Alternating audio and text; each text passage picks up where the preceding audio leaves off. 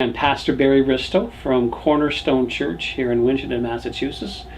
I've been pastor here for about 12 years, and we heard really from Kinder Morgan themselves about the pipeline initially. They wanted to do a survey on our property, and then we've become part of understanding more of the plans because it involves running through our property here, specifically where we have 27 acres. And so as a board, we've been talking about it and do have some concerns for a number of reasons. One is this is a very active congregation, over 300 people here every week, and not just on Sundays, but every day of the week there's something taking place here, usually at the church. And so when we heard the pipeline was going through and kind of saw where it was going, concerns were about that space, whether we're going to lose parking spots. It looks like it's flowing through an area where we're planning a new playground project. And then we're concerned about welfare, because we have a lot of families that come here, a lot of children. So concerned about what that means for safety here on the property. We also installed several years ago 3 300-foot geothermal wells. The entire church is heated on geothermal, heated and cooled. And there are also 2 existing systems that are loop systems that run just below the surface of the ground, both at the front of the church and the back. So when we heard that they were thinking of pipeline, we were very concerned, because if there's any blasting that has to go on, there's the potential to disrupt those wells or damage them. Also concerned about the water table, would there be any changes in the type of quality of water that we have, because we're on well water here.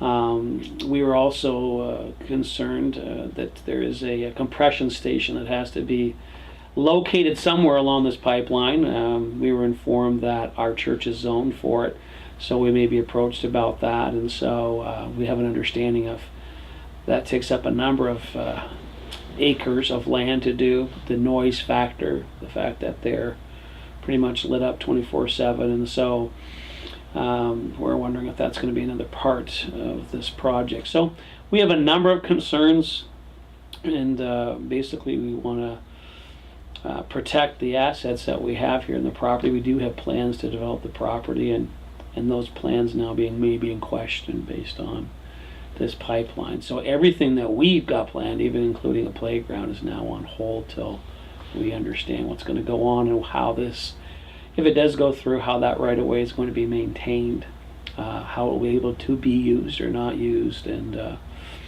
so we're very much an interested party in this whole pipeline expansion and what it means and the implications for our church.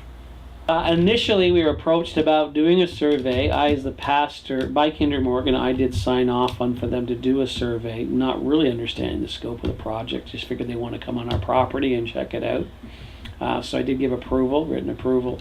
When we came to understand the scope of the project and some of the factors that were involved in a much greater way, we sent letters to Kinder Morgan revoking that privilege, sent by registered mail, 3 of them, to be sure that they got those concerns. We have since as well written a letter to FERC expressing our concerns, for we wanted on record what our concerns are as a church, because if this proceeds and we have issues, we want to know what the ramifications and the obligations are if there are problems. And we have consulted with a lawyer that we use with our network to get counsel and advice, and are in a place to retain his services if we need that moving forward, to make sure that our interests are well represented and protected in the process. There's been a lot of other people that have been writing letters. We haven't specifically spoken to state reps or whatever, but we're following what's happening. As it is in the media, it's in the news. Other groups that are dealing with it more in that sense, we're following what is being said there, but we haven't really actively engaged the political process at this point. Just been I think a major breakthrough in the thinking about this with people who are concerned about it that might fit your needs also. There's a lawyer out of South Deerfield where the pipeline would be going through Conway, South Deerfield, Montague area, who has questioned the state before on a project that would have health effects or possible health effects on people in their region. And it's actually his concerns on 2 cases that went to the Supreme Court of Massachusetts and were upheld, saying that if something is reasonably deemed to be harmful, could become harmful, or there's some level of concern about the health consequences, that you can deny that entity from your property or your town. And that was just in the newspaper, in the Greenfield Recorder yesterday, front page, from a South Deerfield, Massachusetts Board of Health meeting that was specially convened to raise those concerns with Kinder Morgan. And Kinder Morgan was supposed to come, but at the last minute did not come. And so it's right in the paper, in the article, about the questions that the Board of Health wants Kinder Morgan to answer, how they want them to answer, when they want them to answer by, etc., written, through their legal, representatives regarding the health issue. And you raised it specifically because you have not only 300 people, but many children specifically coming. And this was where your playground was going to be. There might, or the compression statement. That's a whole nother story. That is a very big story, actually. So.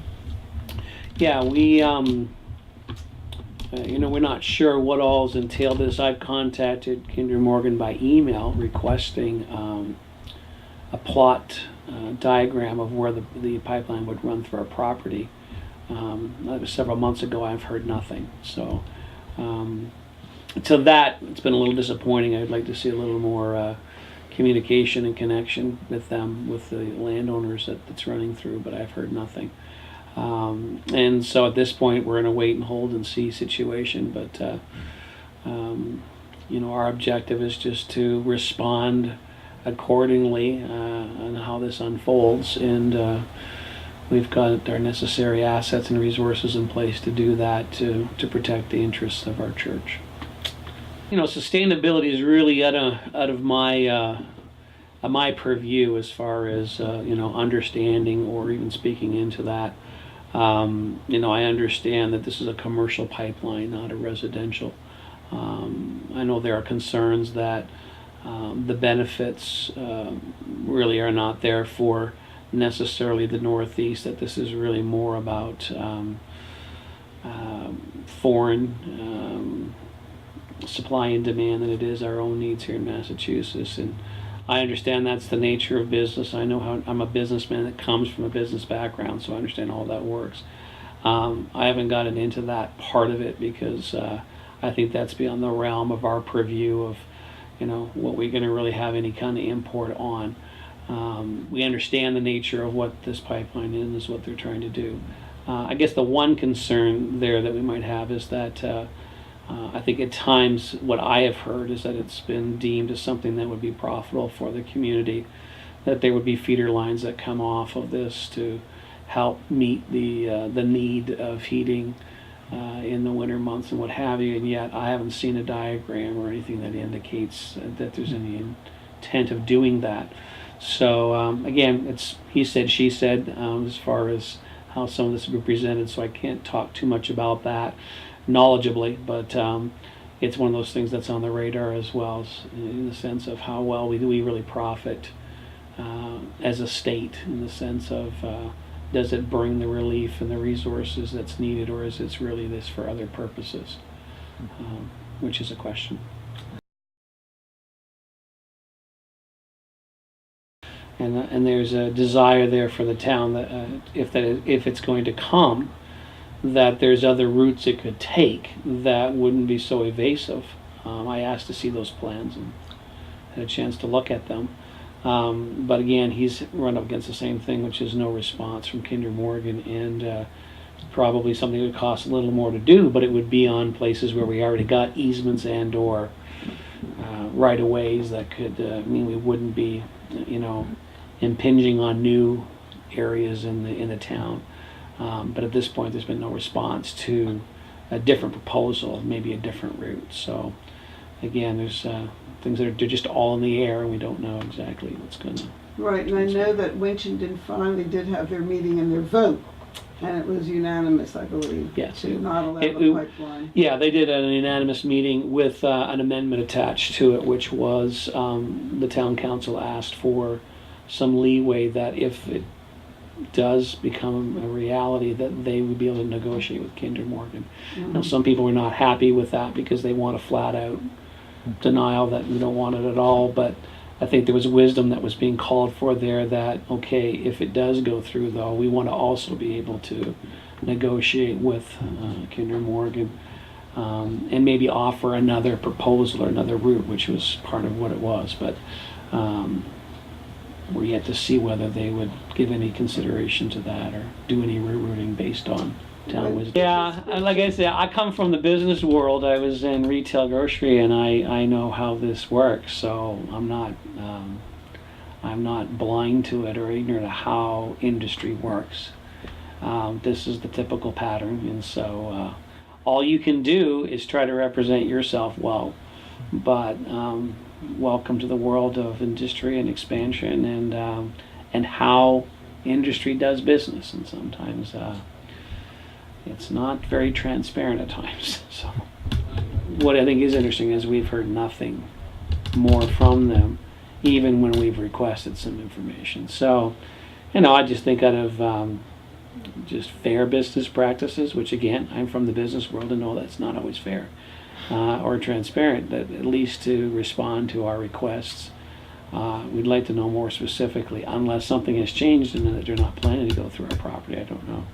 But we've had no correspondence as of the first encounter back in the early part of this year, which was just to do an initial survey. So it's where we stand, and so we'll see how it goes as we move forward. Well, we hope the best for you and your facility here, and no compression statement and no pipeline, and we'll stay in touch. Thank you, Addie.